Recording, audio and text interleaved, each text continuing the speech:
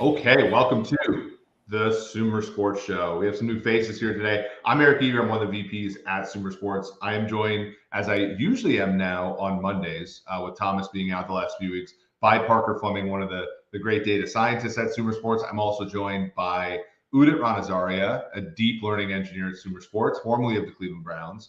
And because I said that because Sean is repping one of the teams, Sean Clement, one of the VPs at SumerSports, is repping one of the teams he used to work for, the Cincinnati Reds, my former hometown Cincinnati Reds. It's also worked for the Miami Dolphins and the Baltimore Ravens. How's everybody doing today?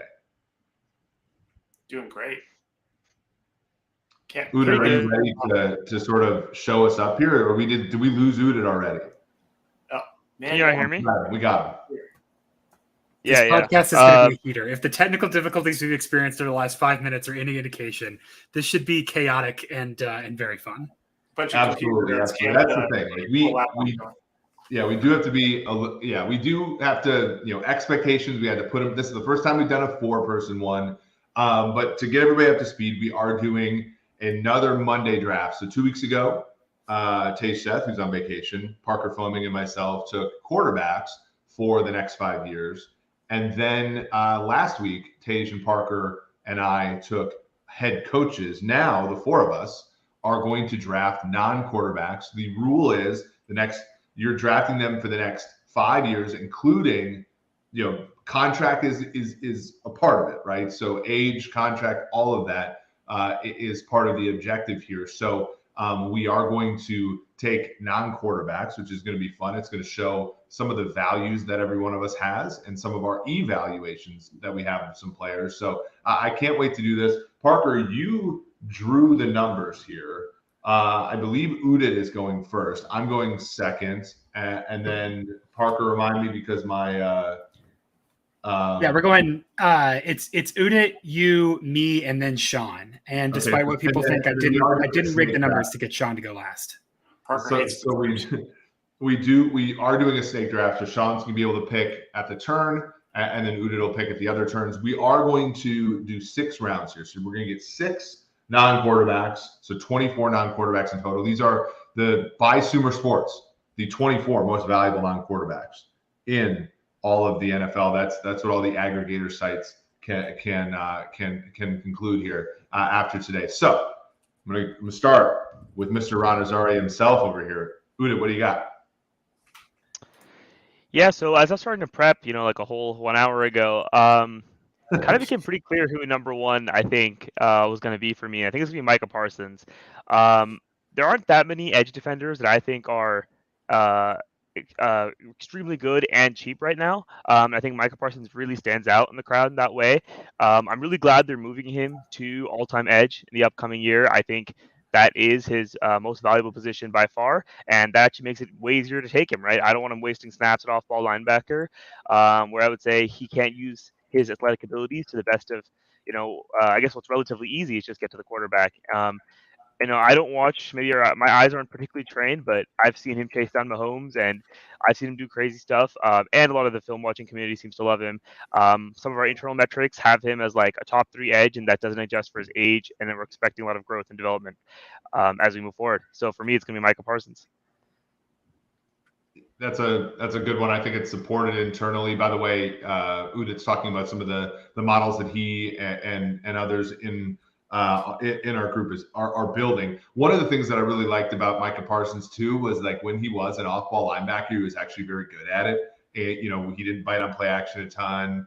But to your point, like he is, when you rush from depth, right? When you blitz, it's just easier. You have better rates. And so, a defense, especially like a weak link defense, should be such that every player has an assignment hard enough for them to perform at a certain level. And so what you don't want is one of your brilliant players performing an easy task. You want them performing a hard task so that it trickles down to some of the weaker players on your team. Folks, let's at least like talk about this for.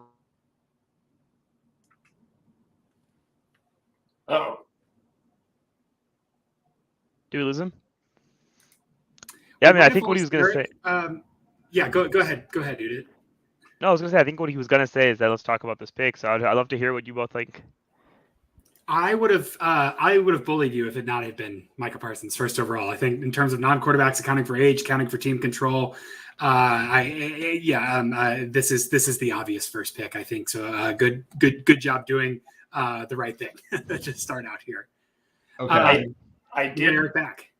I did not. I don't know what happened to my internet. Like glitched for like a moment in time there. I might have to, my wife has somehow figured out to put my office in like maybe the worst spot of every single house we've been in. That is just a joke. Okay, all right. My pick at second overall. This is a player who is entering year 4. He is like a few hundred yards away from having more receiving yards than any Bears receiver in history. He's just, he's absolutely amazing. He can make Kirk Cousins look like a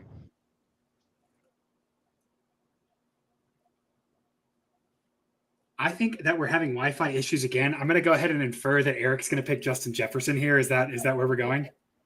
Yeah, he said Kirk Cousins. He made Kirk Cousins look good. That's what I heard. So Justin Jefferson, Minnesota Vikings, if I'm back. Yes. You're Very good pick there. And I think, I think that was the safest. Like if we had placed odds on how the first round was going to go, like you could have put your mortgage on Eric taking Justin Jefferson. That was a shoo-in. Well, all I did in the quarterback draft a couple weeks ago was try to get Eric to draft Kirk Cousins. I was like, how can I get these circumstances where Eric can just has to take Cousins, but couldn't do it. It was too great of a task.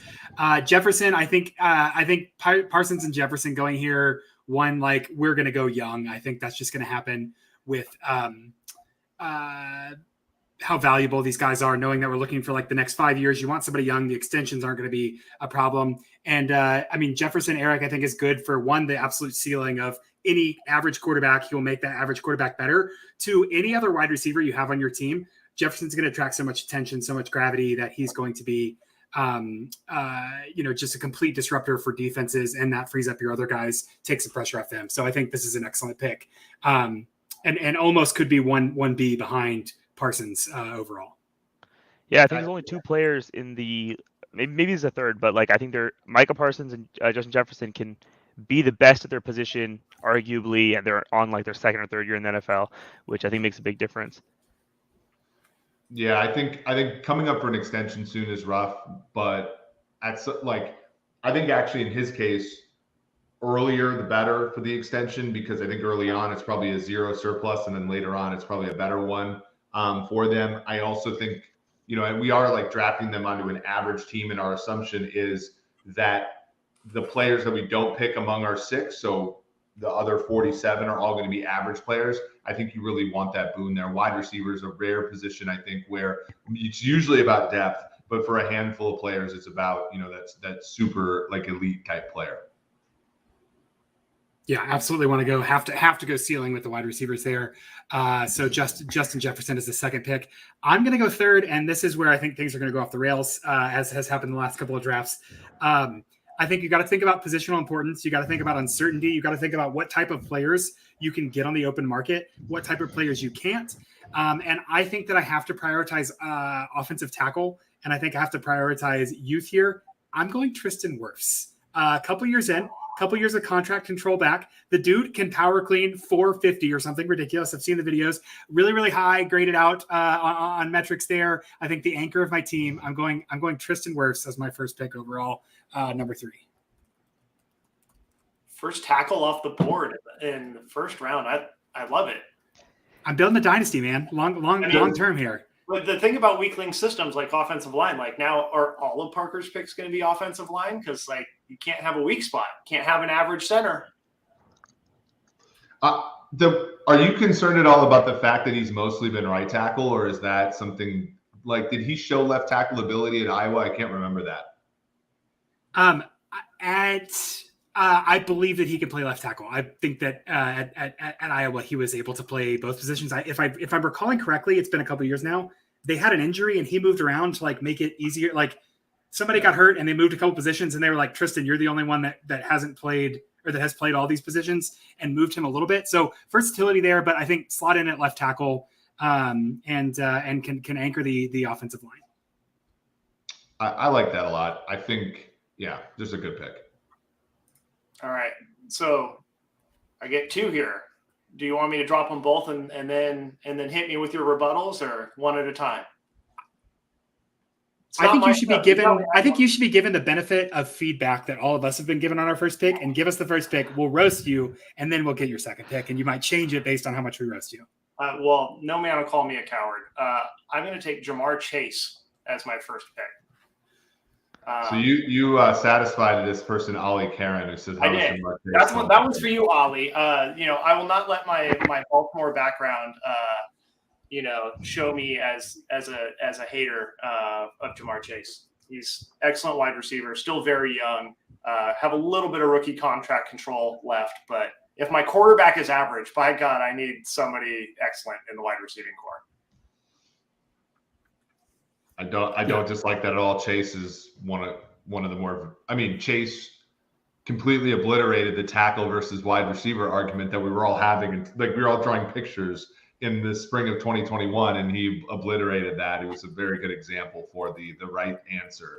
It was a terrific acquisition by the Bengals, franchise-changing guys. So hard to argue with it for sure. What's your second pick, Sean? All right, second overall pick. I am going to I'm going to show some love for the Miami Dolphins here and replicate their build with a selection of Jalen Waddle. That is the first pick of the second round. So I'm going with a 1-2 punch of very young, highly talented, fast wide receivers. And I think between those two can cause a lot of problems for some defenses. So the first 5 picks, we have a pass rusher, a pass protector, and 3 wide receivers. I think that's kind of the analytics way to go. What do people think there? Yeah, well, I kind of love Parker's pick of going tackle because, if you could get probably the best, get the best entire offensive line built before you really have any competition for offensive line, just based off of how the rest of us are probably going to pick. I thought about doing something similar with coverage, but I was not certain enough in my picks to roll with it. I love to hear you say that, because not to spoil, that's exactly how I thought this would go, is that wide receiver heavy. And so I think there's a logical pick for me here at what, this is pick 6 now. Mm-hmm. And I think that given that a couple great wide receivers have gone off the board, given I think there's a little bit of a jump to that next level wide receiver, I'm going to go with lockdown guy. I'm going to take Sauce Gardner here and get that elite lockdown cornerback. One of the highest graded players consistently. I think there were concerns coming out of college about his target share. I think the stat leading up to the draft was he had never allowed a touchdown in college. And I was like, yeah, because no one throws at him because their other cornerback is not anywhere as good. But that has, he's obviously the guy. I think one of the best cornerbacks, really, really young, got some team control. And in the same way that Tristan Wirfs is going to anchor the offensive line, I'm going to set my entire defense based on having this lockdown corner with Sauce Gardner there. You erasure of mama mentality, Kobe Bryant on the other side of Sauce Gardner in Cincinnati. Seahawk legend right now. Seahawk legend. There we go. Yeah. He may be on my draft board. He may be. Look, Gardner is great. Do you get concerned, Parker, that he's like a one side of the field kind of corner, or he's not like a Jalen Ramsey? And again, those guys are older, so but let's say there was somebody coming up who was more of a Ramsey, Humphrey kind of guy who could kind of play that middle of the field part and play outside, whereas Gardner so far has only shown an ability to play on the outside. Not to Colin, yes, good question. It is a 5-year exercise, which is why I went tackle first, because again, they are, and the same thing with cornerbacks here. I not to sound too Rumsfeldian, but there are known knowns and known unknowns, right, on the football field. And one of the known knowns is that Gardner is going to be excellent in a very specific role. Having him and having the certainty taken out of that, I can build around him, I think, a little bit more comfortably than perhaps someone were to have to consider fit for this second cornerback position a little bit more there. Yeah, and speaking of the same thing, my first pick, Justin Jefferson, played just 2 outside snaps his senior year or last year at LSU. Everybody thought he was just a slot, but it was really just because he played with Jamar Chase, who's the guy from the Panthers, Terrace Marshall, etc. That wasn't because he couldn't do it. It's a good point, Parker. Okay, I feel like this is an easy one for me. I go wide receiver. I go another premium position. This is, Myles Garrett is still really, really young. He's athletic as all get out. He's kind of on like the tail end. He's kind of in the middle of a contract where now he's still a surplus. And for my money, he's probably the most talented pass rusher in all of football right now. So, if you take out Parsons, I think Parsons is probably rightfully because of versatility and stuff. Like if your team gets in a bind, he can play out off the ball linebacker. Garrett can't.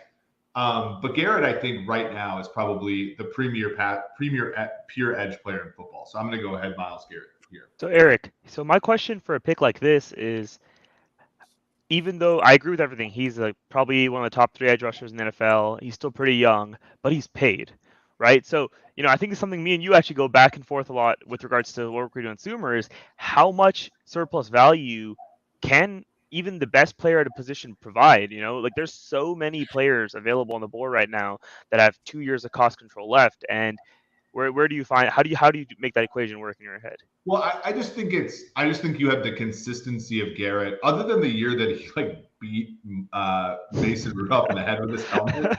You really haven't had any fall off in play. Consistently, when you took any metric you use, whether it's PFF pass rush grade, it's I'm buying certainty here. And even if the surplus is 10, I feel like the surplus value is at a floor of 5 to 10 million. And in a team where let's say the Browns actually end up being good and they get a ton of pass rush opportunities this year because they haven't had a great record for a couple of years now. We might even see the fruits of that labor even generated more. So it's a good question. And I think it's a fair one to say, well, why don't you take a guy? But right now, there aren't that many premier edge players in the NFL who are on rookie contracts either. There aren't any players right now who you're oh, I'm building around that guy. Jalen Phillips, there's not a lot that are right now producing at that level.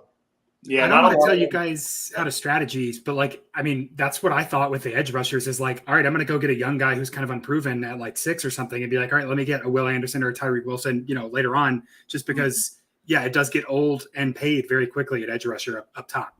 Yeah, but a defense, this is the interesting thing because I'm the one that wrote the whole pass rush versus coverage thing. And it's it's about units though. You really do need to get a premier pass rusher at the same time or before you go up, you get your secondary. It's one pass rusher and then 5 players in the secondary is how I would order it. And it's hard because as the Chiefs show with Frank Clark, if you miss, it's horrible, right? So that there's some, and the cool thing about edge is that mathematically it's pretty solved, right? We can tell with fairly big certainty how good who the good guys are, and so you really if you perturb that as slightly and you miss, it can be really bad for your defense. I think, like the Chiefs, although they won 2 Super Bowls with Clark, so who knows? Okay, looks like I'm up.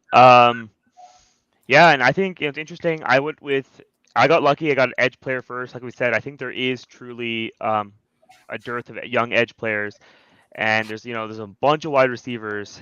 So I'm trying to decide. I feel like I'm in my trade down range if I was playing a fantasy football draft right now, where I so many options.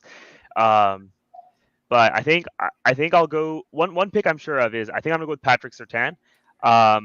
I think the only other cornerback that I was putting with Sauce in I would pick in the early side of this draft.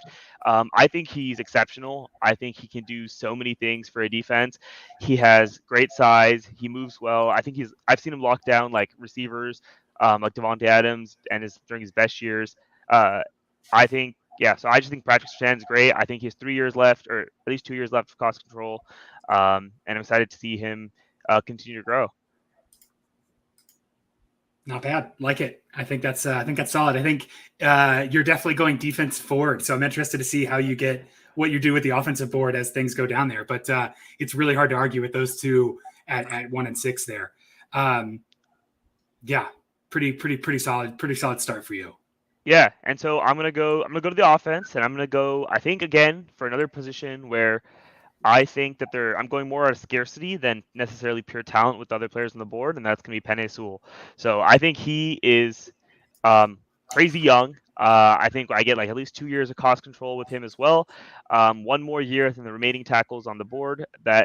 And he came into the league super young. I think his development's going to be crazy. I don't think he's as good as Wirfs or some of the other tackles maybe right now. But again, this 5-year horizon makes me confident that I think he's going to be an elite player by the end of it, and we're going to have a really good player. Very valuable deal.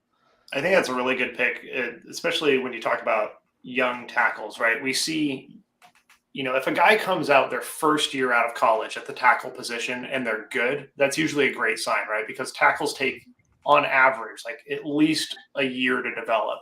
So if a guy comes out and is immediately good, and then like in year 2 is very good, then I just think that is completely justifiable, because tackles can play a pretty extended amount of time, so you're probably going to get the full 5 years out of the guy. The uncertainty's already gone. The player development's on the right track. I mean, these are all great indications, I think. Yeah, I think the wokest part of this draft so far is that there have been 2 tackles and they've both been right tackles. That's kind of cool. Like, that kind of shows that, like, there is certainly a difference, but I think that these 2 guys are, like, transcend that. Despite this, I am going to go left tackle here, and it's between 2 guys. Andrew Thomas, who's the 4th overall pick in the 2020 pandemic draft, or Christian Darrisaw, who is the 24th pick, if I recall correctly, in the 2021 draft. I'm going to go through, my thought experiment is that, okay, Thomas has played the league a little longer.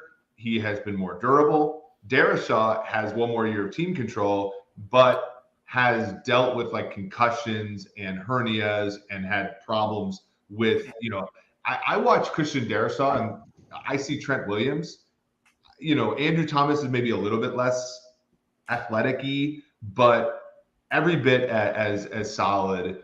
So I think I am going to to not go for 2 Vikings, I'm going to go with Andrew Thomas, tackle, New York Giants. Double Viking does not cash. Not yet.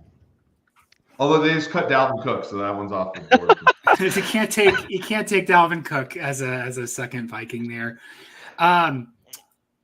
Thomas was a good pick. That was honestly the one I had penciled in. So I think I'm going to take this opportunity to totally cheat and talk about another area in our lives, Eric, where margins might be slim and decision making certainly matters. If you are in need of some grooming materials, in need of any kind of male grooming accessories guidance, you have to check out Manscaped. They have all the tools you need, all of the highest tech, up-to-date technology. They've done multiple iterations of their products. A great gift for yourself. And if you want to save a couple dollars and get the highest tech in grooming, you want to check out manscaped.com. Use code SUMER, SUMER, to get a little bit of a discount there. Tell them that we sent you, and get yourself taken care of over there at manscaped.com using code SUMER. How's that? First overall pick in the Manscaped draft. Is it the weed whacker for the oldies like me and the nose and the ear hairs? Or is it the lawnmower 4.0? Like, which one is the number 1 pick? I think value over replacement utensil. Is utensil the right word there? Has got to be the weed whacker for the nose and for the just getting everything that you need up there. Hey, look, man, William, you gotta maintain this somehow. So certainly check out the suite that they have over there, and let's keep drafting. Yeah, how about that? That's great. I am gonna go Garrett Wilson here. I know I'm going double Jets, but I don't know how I get this far on the board. I think that I'm lying. I'm looking at the board. I'm going CeeDee Lamb, not Garrett Wilson. I'm taking CeeDee Lamb. Are there takebacks? Are there takebacks in the draft? I didn't write it down. I didn't lift my finger off the chessboard. I was just contemplating a move. And I had to do the Manscaped read. I was a little sidetracked. Wow, talk about close shaves. Use code SUMER. Yeah, gonna go CeeDee Lamb. Still feel like I got my elite wide receiver there with some options to get him some guys down there feel or some support later on. I feel good about him. Being young, having a lot of control, and I think that he's gotten better year over year. And I like his downfield ability. I think it's potentially underrated. So I like CeeDee Lamb here. Yeah, I think that's I had so much money on CeeDee Lamb last year that I was just in, and then they needed to get him a number 2 receiver. I think with Brandon Cooks there this year, I think we'll start to see his brilliance a little bit more. But he did a lot last year as Dallas's really only guy. They wanted Dalton Schultz to be a thing. He wasn't a thing. So I like that pick a lot, Parker. Yeah, absolutely. I mean, he's one of the best wide receivers left on the board. As much as I know, we have people in the comments wondering how in the heck Garrett Wilson is still on the board, but here we are. And so I'm going to go ahead and take the opportunity to again pass over Garrett Wilson. Not because I don't think he's a fantastic player. If I did an all wide receiver draft, that'd probably be a bit much. So I'm gonna go reach back to the inside, and I'm gonna go Dexter Lawrence here. Ooh, spicy. I'm gonna go Dexter Lawrence to build around. And I know that defensive tackle is not a position that gets as much analytics love as edge. My justification here is that defensive tackles, A, play for a long time. B, the certainty is already there. And I think that if I have to generate pressure, I need to do it both inside and out, because I have to assume that my coverage unit is going to be average, because I'm not going to be able to build an entire coverage unit this draft. Yeah, I wouldn't say, as I personally, and numbers I've seen, I wouldn't say I undervalue or I view defensive line as necessarily a lot less valuable than interior defensive line than on the outside. But one of the problems is that all the interior defensive linemen, they're all about to get paid, right? We're just waiting. And I think Dexter Lawrence, I guess technically hasn't been paid yet this offseason, but he's going to. And I think we're going to see a lot of these contracts fall, and that's the only reason I have them all so much lower than I wouldn't take them here. Well, you had the year where Christian Barmore was the first interior lineman taken. He was taken in round 2. So the years where you have none of the players taken in round 1, it kind of provides that that gap of players. But all the things Sean said are correct. Once a guy gets to a certain age, they play for a long time.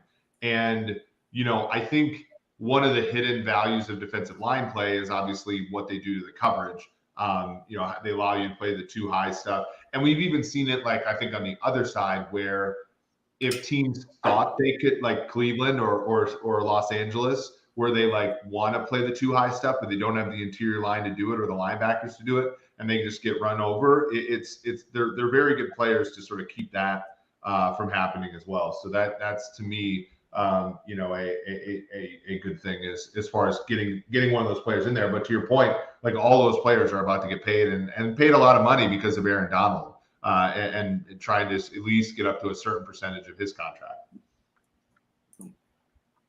Yeah, absolutely. I mean, it makes it tough to to plan around and see exactly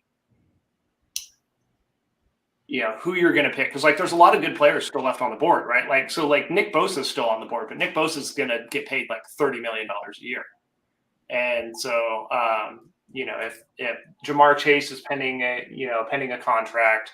And basically, if I pick all my guys to be pending a contract at the same time, it's we're basically going Rams mode here, right? Where it's we're just going to try and win a Super Bowl in the next 2 years, and when the bill comes, the hell with it. Which makes sense. They did win the Super Bowl, but yeah, it's pretty desperate now. Sean, who's your next pick here at the turn? So you did Dexter Lawrence, and then. So I haven't picked him yet, and I'm waffling because originally I was going to say Dexter Lawrence and then Nick Bosa, but he's so damn expensive or going to be so damn expensive. Because like, you look at Nick, you really only get this year, and then you have to extend him during this year. So not a lot of control left. Quinnen Williams is pending a contract. I think I'm going to have to do something a little crazy here. I'm going to go cheap.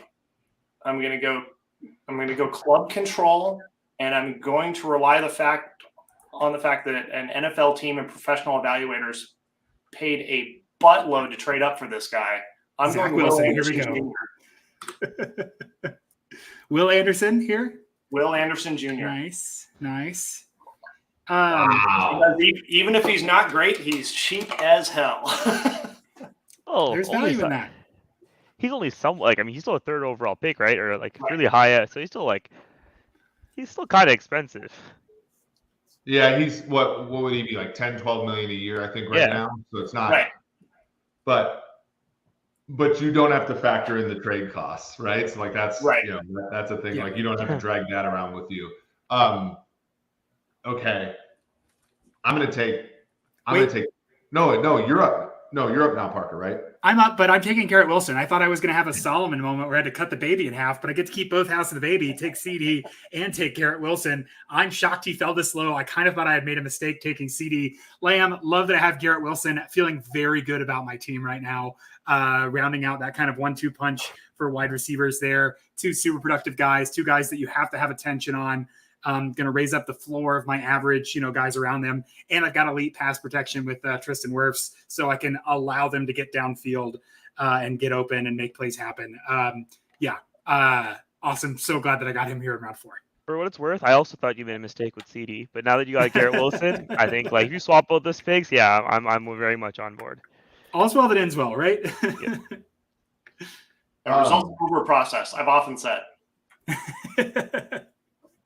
Okay, this one, I'm going to go with an oldish. By the way, Parker, great Bible reference. Love that. Every time you bring one onto the show. I'm going to go with an old. He's not that expensive. He has a $3 million cap hit this year, 27, 21, and then 3.5. You'll probably cut that up. But in the secondary, a weak link system, you are to find 5 players for whom their probability of executing their assignment is the same. And so I want a player who I can give such a difficult assignment to that he's going to have an equal chance of executing it as the worst outside corner there is.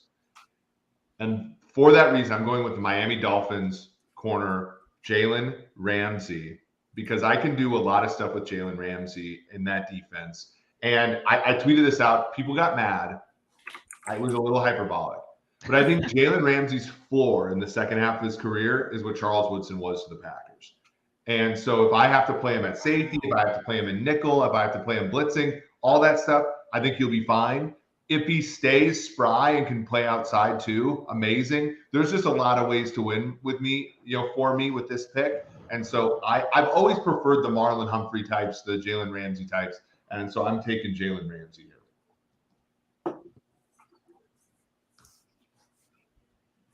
I've seen those stunned everybody. Yeah, I mean he's just old or relatively, right? He's only 28 though. Yeah. The big thing is the big thing to me is how's this transition to safety going to be, right? Because 28, the quick twitch is going to be gone very soon. And so he could still be productive, but then how is he productive? How well is he going to transition into that nickel role or into that safety role? So I think this is an intriguing one. This is a spicy one. It depends on your defensive coordinator too, though, right? You see a lot of teams will invest in a premier corner and then they'll put them on an island and they'll just get smoked. And so it's to your point, you gotta design the entire defense about having, the probability of success spread evenly across it. That's huge. So hopefully you have a good DC. If not, well.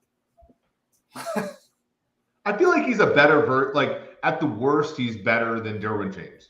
Stays healthy all the time, does all the stuff Derwin James can do, and also can play outside corner. Yeah, makes sense. And I like the I like the kind of raising the floor, taking the pressure off other guys because he's so versatile and could potentially like make it a little easier for other guys in your defense. It feels like I just saw Udit rub his hands together, kind of like Flo Rida in one of his videos, looking around the club or something. Udit, who are you having round 4 that you so clearly are happy fell to you here? Well, I'm really excited. I think my plan coming to this draft, which was the wide receiver group is really deep, so don't pick wide receiver early. I think it's made me pretty happy. I think I have so many options here, but I do got to take some. I think the first wide receiver I'm going to take, which maybe is a little bit of an edgy pick, is Chris Olave. I think he's Okay. I think a lot of his underlying metrics are really incredible. I think he's in a great quarterbacking situation, and I think he's going to I'm like predicting a breakout here. I think he's going to be really, really valuable. And I think Garrett Wilson is a better pick because he's definitely more proven a little bit than Olave, but I think they're going to be in 1 or 2 years' time. We're going to consider them very similar. That's my kind of prediction. Olave higher yards per route run than Garrett Wilson for what it's worth, just barely. But so that's just because of TCU legend Andy Dalton, Parker. I mean, oh, yeah. Well, the great thing about this draft, because we assumed average quarterback going in, is that Chris Olave goes from a situation where he doesn't have a good quarterback into yet another situation where he doesn't have a good quarterback. So. Look, this Andy Dalton slander won't stand. He's a nice guy, all right? He's made a lot of money in the NFL. Nice and then my other pick, which will probably also be another wide receiver, I think will be Amon-Ra St. Brown. I think, as Tej said, I'm restoring the roar accidentally. I think everyone else is selling the Lions players. I think he's a young wide receiver. He was like a 5th-round pick or something really low, so his contract for the last 2 years is dirt cheap. And I'm really excited to have him and extend him at probably a low amount as well and be happy. I like it. Beefing up the receiving core. Both good picks. Yes, I wanted Amon-Ra St. Brown. I wanted to restore the roar, but I couldn't. So I'm scrambling a little bit here. I think I have who I want, though. I'm going to go with another player to rush the passer. A little bit of a surprise here, but he has 2 more years of team control. You were probably there when you drafted him, Sean. Jalen Phillips, Miami Dolphins. That was right before I joined the team. I joined the team right after the draft. But I love that pick. Phillips is a monster. 77 total pressures last year. Double the year before as a rookie. I'm not sure why the Dolphins traded for Bradley Chubb other than like just desperation, but Phillips to me was more than good enough to sort of Phillips and Wilkins are good enough players on the defensive line to sort of ride with, but I think he's going to be a good ball player. So. Yeah, I would have taken Phillips if I hadn't taken Micah. I think he's a great value. I think he's underappreciated around the league. I think there's a chance that, we'll hear his name more and more in the next year or two as the defense ascends. Yeah, no, I like it. I like it a lot. Hard to argue with. I feel like here at the end we get a little bit position. It's like depends on who you've taken in terms of like objective value. Because after round 3, there's a pretty big fall off here. That being said, I do feel like I need to advertise the fact that I did not plan to go this Jets heavy. This was not my plan. But I feel like Quinnen Williams is still sitting there, and you're going to have to pay for him. But money's not real, and I've got a lot of guys that are cheap and under control. I need some run stopping and kind of a disruptor on the defensive line. I'm going to go Quinnen Williams, defensive tackle, New York Jets, here with my 5th pick. I like it. I mean, I very nearly went Quinnen Williams. Our last go around. I think having someone who can just really control the center of the offensive line is so valuable. And edge rushers get a lot of attention, but there's just nothing better than a strong interior. Like I just think back and Udit can probably commiserate to this, like being a Seahawks fan and like watching Aaron Donald in his prime, and it's like you could literally line up Eric at edge and they would get home because like you're gonna put 4 dudes on Aaron Donald to stop him, and God help you still couldn't do it. So that's actually my last pick was going to be Eric as an edge rusher. So I kick myself every single day for not deciding to be an edge rusher. I feel like I could have been a better edge rusher than tight end, but I wanted to play offense like an idiot. So you're hitting at all of my insecurities here, but that's okay. I'm sorry, I didn't mean to. Sean, you got 2 here on the turn at the end of to end your draft. Who are you going with? 2 on the turn to end my draft. Gosh, I don't mess up. Don't mess up. No pressure. So I'm gonna lean back on offense a little bit, and we haven't talked about this position yet, but I think it's important. And I've seen this guy excel when he's had little to no wide receiver support. And so I'm going to make a homer pick here. I'm going Mark Andrews. Nice. Ooh. Nice. Because I think that Mark Andrews has all of the key components of what you want in a franchise tight end, that he blocks really well, that his receiving he's a very good receiver. And so there we go. There's the first lower value position. Yeah. But I think when you have a tight end that can both block and catch passes, that there is a lot more value that's not necessarily captured by a lot of our metrics. So yeah, I think it's captured by the metrics, right? Like I think that this is where let's get our analysis hats on here, right? Like the Mark Andrews is incredibly valuable on the field. Makes a lot. Like when I was doing PFF WAR, he was like 0.5 wins or 0.7 wins, depending upon the season. Like that's an extremely valuable non-quarterback. I guess the issue becomes and there is many years, there's Kelsey, Andrews, Kittle, and then a huge drop off.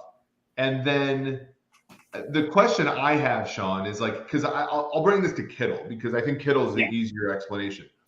If your offense depends so much on that player, Derwin James too, that kind of guy, if your offense or defense depends so much on that pivot of a player who gets hurt or whose effectiveness is dependent on Mark Andrews fell off last year in the second half of the year after Lamar got hurt, was starting to be ineffective. And I guess my question is is that a good thing? Do you deal with the variance? The Niners very clearly want to deal with the variance, right? The years that Kittle gets hurt, they suck, right? They've gone to the NFC title game or lost 10 or more games every year this decade except for one. So that's how they want to ride. And I don't mind Andrews that way. It's just that the market clearly doesn't value that position. And it's can you accept, how much of Mark Andrews, including injury risk, can you access at 50% of the cost in the open market is a question. Yeah. So I think with tight ends that you see a lot of scarcity at the very top, to your point. I think beyond probably Kittle, Kelsey, and Andrews, there's a pretty big drop off of guys who can play the entire position. And so part of my pick was based off of scarcity. I think so. George Kittle's injury history scared me off a little bit. He's gotten hurt a little bit too much. And I think Andrews' drop in production last year had a lot more to do with what was going on in Baltimore, not necessarily him specifically. Because that entire offense was built around the Lamar Jackson to Tyler Huntley, Utah ledge. Oh my gosh! Yeah, I mean they built the entire train out of Lamar Jackson. And if we're being consistent with how we're building teams here, you have Jamar Chase and Jalen Waddle. I think Mark Andrews is going to be a little bit more valuable with that kind of over the top pressure on the defense. I think getting our big boy in there and making him a gadget player is a lot more accessible with Chase and Waddle there for sure. Yeah, and it's kind of just I was thinking about how the Dolphins roster was constructed, and it's well, what if you took Gesicki and you replaced him with one of the top 3 best tight ends in the league? How devastating would that offense be? Yeah, absolutely. Absolutely. Let's hear your second pick. I almost cut us off there for a second because I thought we're spending too much time on Mark Andrews. And then I thought, you know what? This is our podcast. We can talk about Mark Andrews for as long as we want. Yep. But let's go to your second pick here. And it can't be Mark Andrews again. No, it can't be Mark Andrews again. Okay, so I've gone interior pressure. I've gone edge pressure. I've spent a lot on the offense. I think I'm going to galaxy brain myself into no, never mind. I don't want to get ranted at by Eric for two different positions in a row. I was thinking Fred Warner. Just ask. I was thinking Fred Warner just to be Sean clear. Roquan Smith is still on the board. Oh gosh, he's a value at any price. Saquon. Christian McCaffrey. No, I think I am going to go Christian Darrisaw here. Good pick. That's a good pick. That's a good pick. Well, are we forgetting about Rashawn Slater? Like, do we think Darrisaw is like? We are not. Okay. We are not. Sean might be. Also, a lot of these guys are like, oh, they've had injuries in the past, and some of them are different. Like Slater was the bicep, right? And then Darrisaw is a groin injury. So like I'm with the big man, anything on lower body, I'm a little bit wary, which is why I like Manscaped, and you should use the Manscaped code for Sumer to get 20% off, I think is the deal. But the below the leg injury makes me a little bit nervous for Darrisaw there. And so I was going to go whichever one was left between Darrisaw and Slater, but I think I had a very strong preference for Slater. So I'll lock my pick in and say I'm getting Wirfs and Slater on the edge to pass protect, and I have CeeDee Lamb and Garrett Wilson. You guys can't stop me. But Sean, what? I think this was kind of like coin flip between those two. You go tackle late round. What do you like about Darrisaw? I mean, so it gets back to a lot of the same stuff that Eric was talking about. Do you go with safety and consistency, or do you go with upside? I am gambling this late in the draft that Darrisaw's injury history is not going to bite me. I probably would not have taken him earlier, but if his upside hits, like this is a guy who's going to be with your team for the next decade. So I really think that the upside was just too much to ignore. Yeah, totally get that. And I think that's smart. I think he's a good player, and we're talking about shades of gray here at the end of the draft at a premium position. Of course, and I would feel very good about Christian Darrisaw already having Tristan Wirfs. But I'm glad that I have Slater here with 3 more years of control to slot in next to another experienced tackle young, but has played a lot tackle in Tristan Wirfs to kind of anchor my pass protection here down the stretch. Eric or Udit, comments on either of those tackles, or Eric, do you want to get into your No, pick? I think Slater had some injuries, obviously, but so did Darrisaw. But the Chargers certainly missed him. I mean, the kind of stuff that Herbert had to go through last year was palpable. So it does make sense to sort of have him there. Okay. Sorry. Go ahead. I had Slater as like tackle, the third tackle I've taken, but I think we have now exhausted like the whole young tackle list. So it's kind of good. We got through all of them. Yeah. Yep. Which is why I'm going to take a flyer on a guy who was not as productive last year as some of his peers, but was also a first-round wide receiver. Per Matt Harmon's reception perception, was above average on every single route tech except for one. This is Washington Commanders wide receiver and former Penn State catching balls from Sean Clifford legend, Jahan Dotson. I like it. Wow. It's funny that he turned into what they wanted Josh Doxson from TCU to be. Like they just had the name a little bit wrong a couple years later, and they get him in there, and he's been so good for them.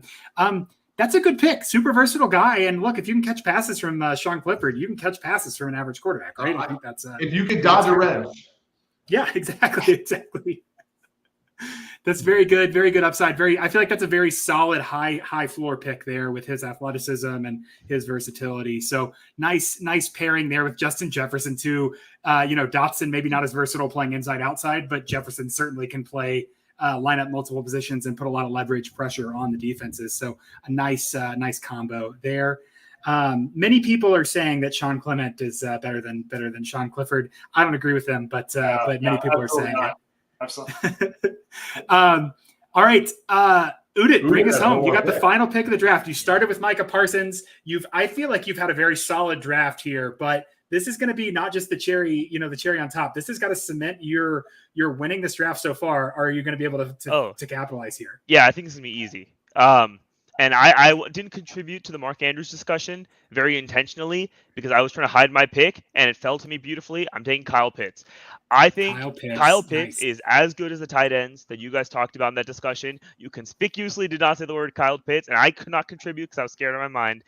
I think he has the capability of a wide receiver, and I actually totally agree with some of the stuff you guys are saying, that I think that the NFL is undervaluing the tight end position, and due to this franchise tag, the salary cap or the top of the market is not moving up as fast as it should be, and all of those NFL teams know that, which is why they keep abusing and tagging their tight ends. And I'm going to do the same thing. If I'm a team owner and I get to Kyle Pitts at the end of contract, he's not getting that arbitration. He's not becoming a wide receiver. I'm tagging him as a tight end. I'm keeping his contract low. I'm going to get a lot of surplus value. And I think he's going to round up my team. I think that's also the reason I did take Drake London last time, who I also think should have been taken over Jahan Dotson. But that's T. Higgins, Jahan Dotson over T. Higgins. Devonta Smith hasn't been taken. I think Eric was just, I don't know. There's some insider. Jahan Dotson was a favorite of mine coming out, and yes, I anchored to that. I wanted to be different. I don't think he's better than T. Higgins. I don't think he's better than Devonta Smith. But here's the thing: the Eagles aren't about to pay Devonta Smith either, and the Bengals are not about to pay T. Higgins because these costs they are. Parker, the money is real in that way. But no, I mean, that's a good pick. I certainly liked. It's funny because when the Falcons took Pitts, I sort of threw caution to the wind. I like the pick. I know what the mathematics around it are. I know, taking Chase probably would have been better and all that kind of stuff.